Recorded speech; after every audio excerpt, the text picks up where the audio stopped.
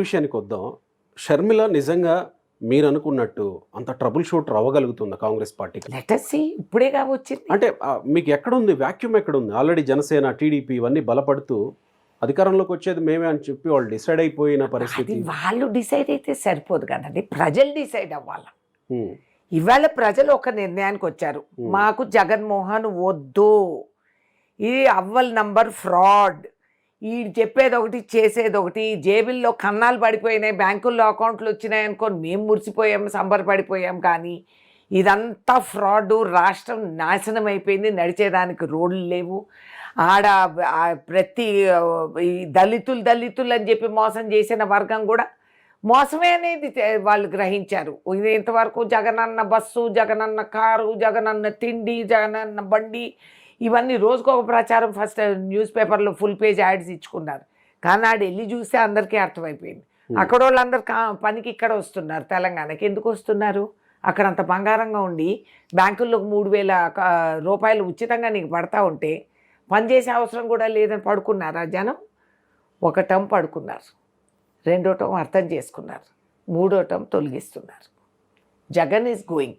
ఎవరికి ఓటేస్తామా అనే దాంట్లో మేము భాగస్వాములు, మేము నిలబడతాం, మేము ప్రచారం చేస్తాం. వాళ్ళకి వాళ్ళు చెప్పుకునేది మేము కూడా చెప్పుకుంటాం, వీఆర్ గోయింగ్ టు విన్ అని. అంటే కాంగ్రెస్ పార్టీ వచ్చి ఎవరిని ఓడిస్తుంది, ఎవరిని గెలిపిస్తుంది అనే చర్చ జరుగుతుంది కానీ కాంగ్రెస్ పార్టీ గెలుస్తుందా అనే చర్చ జరగట్లేదు ఎందుకు? అవన్నీ ఇప్పుడేగా మొదలు, ముందుంది ముసళ్ళ పండగ చూస్తాం. అంటే 1% కూడా ఓటింగ్ లేనటువంటి కాంగ్రెస్ పార్టీ ముసళ్ళ పండగ చూపించే పరిస్థితి ఎప్పుడు వస్తుంది? మీరు చూస్తూ ఉండండి. మీరు ఇలాగే అన్నారు తెలంగాణలో కూడా, ఓ టిఆర్ఎస్, ఓ చంద్రశేఖర్ రావు, ఓ కేటీఆర్, ఓ ఇది అది. లేదు బార్డర్ లైన్లో గెలుస్తుంది కాంగ్రెస్, వస్తారా లేదా, ఇక్కడ వీళ్ళు రాకపోతే వాళ్ళతో. ఇవన్నీ స్పెక్యులేషన్. మీ టీఆర్పీ రేటింగ్ నడవాలి కాబట్టి మీరు టీవీలో చర్చలు పెట్టుకున్నారు. ప్రజానాడి మా దగ్గర ఉండింది. నేను ఇప్పుడు కాదు, నేను 6 నెలల ముందు జోషిని చెప్పాను. చూడండి, నా పాత ఇంటర్వ్యూలు తిరగేసి చూడండి. నేను చెప్పాను, చాలా కాన్ఫిడెంట్. నేను చెప్పాను. ఎందుకు చెప్తాం అట్లా? అంత అమాయకంగా తిరుగుతున్నామా? ఇళ్లలో కూర్చొని బయటికి రామా? మేము రోడ్ల మీద తిరుగుతాం సార్. అర్ధరాత్రి వేళ కార్యకర్తలు ఫోన్ చేస్తారు సార్, సమస్యలు ఉంటాయి సార్. భూములు ఏడుస్తాడు, విధవా స్త్రీ వచ్చి భర్తను పోయిన నరకం సరిపోలేదు, నా పేరు కూడా అప్లింక్ చేయలేకపోతున్నాము. మేం మాట్లాడి చూసాము, ధరణి చెప్పి భూములు దోసేసుకున్నారు. విచ్చలవిడిగా జంట నగరాల్లో తుపాకీలు తీసుకొని టపటప పేల్చుకొని చచ్చారు ఆ ధరణి పోర్టల్ మీద. సిటీలోనే జరిగింది ఘనకార్యం. ఈ విధంగా ఇంత నరకం అనుభవిస్తూ ఉంటే ప్రజలు, కేసీఆర్కి అసలు నాడే తెలియలేదు, కొడుకు మీద నమ్మకంగా ఉన్నాడు, అహంకారంతో మెదిలే కొడుకు, ఊగుతూ తూగుతూ. ఆయన ఏం చూశాడు? What did he do? మరి ఇప్పుడు జగన్మోహన్ రెడ్డి పరిస్థితి కూడా పీపుల్ ఆయనకి అర్థమైందా? జగన్మోహన్కి ఇంకా అర్థం కాలేదు. I'm very happy. చూస్తూ ఉండండి, జగన్మోహన్ విల్ గో. ఈ ఎలక్షన్లో Jaganmohan Reddy is not going to win the election. 2,50,000 కోట్లకు పైగా సంక్షేమ పథకాలు జనాలకు నేరుగా డబ్బులు పంచుతా ఉన్నారు. మేము గెలవం అంటే మరి ఇంకెవరు గెలుస్తారు? ఇక్కడ కూడా పంచారు. కేసీఆర్ తక్కువ పంచాడు ఈ ఎలక్షన్లో. మా జిల్లాలో అక్కడ ఉన్న మంత్రి పువ్వాడజే 5,000 రూపాయలు ఓటు పంచాడు. 5,000 రూపాయలు ఓటు. మరుసటి రోజు బూతులు కాడ గొడవ పెట్టుకున్నారు వాళ్ళ కార్యకర్తలు. రే, నీకు నేను 5,000 ఇచ్చాం కదరా, నువ్వు మళ్ళీ కాంగ్రెస్ వాడికి ఏజెంట్గా ఎట్లా కూర్చున్నావు, లేయి మా డబ్బులు మాకు వాపస్ అని గొడవలు పడ్డారు. మీకు తెలుసా? ఈ సినిమాలు అందరూ చూశారు సార్. ప్రజలందరూ, మీరు డబ్బులు ఇస్తా ఉండేది ప్రజా సొమ్ము, నీ ఆస్తిలో వాటా ఇస్తున్నావా? లోటస్ పాండ్ ఇల్లు అమ్మి ఇస్తున్నావా? లేదు కదా. ఇది ప్రజాస్వామ్యం. నీ దగ్గర ఎక్కడ వచ్చినాయి డబ్బులు? నువ్వు నాకు చెప్పు. బడ్జెట్ అని ఇక్కడ భజన చేస్తున్నారు, అక్కడ బడ్జెట్ ఎక్కడిది మీకు ఇవన్నీ ఇవ్వడానికి? ఎక్కడి నుంచి తీసుకొచ్చారు ఈ నిధులు? మీరు బడ్జెట్ ప్రకటన చేయకుండా ఇన్ని కోట్లు నువ్వు ఖర్చు పెట్టావంటే ఎక్కడి నుంచి తీసుకొచ్చావు? ఇది ఎలా తీరుస్తున్నావు? కాబట్టి ఇప్పుడు నీవు డబ్బులు పంచితే తీసుకుంటారు ప్రజలు. డబ్బులతో గవర్నమెంట్లు అయిపోతేనండి ఈ పాటికి కార్పొరేట్స్ నడిపేవాళ్ళు. జరగదు. ఇది ప్రజాస్వామ్యం.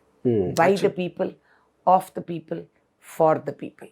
ఇక్కడ ఇంకొక సందేహం ఏంటంటే, సజ్జల రామకృష్ణారెడ్డి పదే మాట్లాడుతూ ఉండే అంశం, షర్మిల వెనక చంద్రబాబు ఉన్నాడు, కాంగ్రెస్ పార్టీ వెనక చంద్రబాబు ఉన్నాడు, చంద్రబాబు ఆఖరి అస్త్రంలో భాగంగా కాంగ్రెస్ పార్టీ షర్మిలను ఆంధ్రప్రదేశ్లో దించింది. ఈ చర్చ ఎందుకు తీసుకొస్తుంది? యాదవ్ రాజకీయాలు, ఈ కోalitions అర్థం చేసుకోక ఈ ఏదో ఫార్ములాస్ ముందు పెట్టే వాళ్ళు మునుగుతారు. సజ్జలో ఒక రాజకీయ నాయకుడు ఇప్పుడు వారే వా ఆయన వేసే స్కెచ్, షర్మిల వెనకాల చంద్రబాబు నాయుడు అంట, చంద్రబాబు నాయుడు వెనకాల కాంగ్రెస్ పార్టీ అంటే ఏం మాట్లాడుతున్నారండి, ఏం మాట్లాడుతున్నారు? ఎవరి వెనకాల ఎవరు ఉన్నారనే చర్చ జరుగుతూ ఉంటది. ఎందుకు ఇక్కడ అలవాటు అయిపోయింది అట్లా. ఇది ఊహించి ఆలోచించి ఈ సీరియల్ నాటకాలు రాసే వాళ్ళందరూ ఇట్లా రాస్తూ ఉంటారు. ఇవన్నీ అయ్యేవి కాదు, జరిగేటివి కాదు. తండ్రి లెగసీని నేను కొనసాగిస్తా అని పోటీలు పడతా ఉంటే జనాలు నమ్ముతారా మేడం? రాజశేఖర్ గారి వారసులు, ఆయన సొంత పిల్లలు ఉన్నా కూడా, నాకున్నట్టు నా సొంత పిల్లలు ఉన్నా కూడా నా వారసులు నా కార్యకర్తలే. రాజశేఖర్ రెడ్డి గారి ఈ ప్రజా ఆస్తిని ఏ ఒక్కరూ ఆయన వాళ్ళు సొమ్ము చేసుకోలేరు, షర్మిల కానీ జగన్మోహన్ కానీ. ఎందుకంటే రాజశేఖర్ రెడ్డి గారు చేసింది కాంగ్రెస్ పార్టీ ఆదేశాలపై. సోనియా గాంధీ గారితో చర్చించి ప్రతి కార్యక్రమం అమలు చేసింది వారు. వారు అమలు చేసి ఈ రాష్ట్రాన్ని నడిపినప్పుడు ప్రతి కాంగ్రెస్ కార్యకర్త హక్కు ఉంది. అసలు వారసులు వాళ్ళు కాబట్టి ఇది సరే, వాళ్ళు దే విల్ ట్రై, ఇవన్నీ కాదనిలేం. కానీ వాస్తవానికి ఏ ఒక్క కాంగ్రెస్ కార్యకర్త కూడా రాజశేఖర్ రెడ్డి పరాయి మరొకరు ఆస్తి అని కాదు, సొంత బిడ్డల ఆస్తి కూడా కాదంట. కాదు, దాన్నే కదా మనం తొలగించేది రాజకీయాల్లో. హలో, రాజకీయాల్లో మోదీ గారు ఏం బ్యాండ్ పటాయిస్తూ ఉంటారు. సో నా ఇప్పుడు అదే చెప్తున్నాం మేము. ఇక్కడ కూడా కాంగ్రెస్ పార్టీ మీద రాజశేఖర్ రెడ్డి మరణం వెనక కొన్ని అనుమానాలు ఉన్నాయని కూడా మొన్న కూడా మాట్లాడుతున్నారు సజ్జల రామకృష్ణారెడ్డి. ఎవరికి ఉన్నాయంటే అనుమానాలు? ఎందుకు? కాంగ్రెస్ పార్టీ ఎట్లా వారసత్వం అవుతుంది రాజశేఖర్ రెడ్డికి? ఆయన మరణం మీదే అనుమానాలు ఉన్నాయట. అంత పెద్ద స్టేట్మెంట్. అనుమానాలు ఉన్నవాడు ఏం చేశాడు? ఇంతవరకు గడ్డి మేశారా? ఎందుకు వై డిడ్ంట్ కంప్లైన్? ఈయన దగ్గర అంత ఇన్ఫర్మేషను, ఇంత టెక్నాలజీ ఏడిసింటే వెళ్ళి కేసు పెట్టు. అనుమానాలు వచ్చింది నీ మీద. రాజశేఖర్ రెడ్డి గారు చుట్టూ ఉన్న ఇమ్మీడియట్ వాళ్ళ మీద అనుమానాలు వస్తాయండి, అపోహలు, అనుమానాలు. వాళ్ళు కదా దగ్గర ఉన్నోళ్ళు. మరి ఈయన దగ్గర ఇంత ఇన్ఫర్మేషన్ ఉంటే ఆయన చెప్పమను. కాంగ్రెస్ వాళ్ళు ఎవరు లేరు కాబట్టి చెప్పుకోమనండి.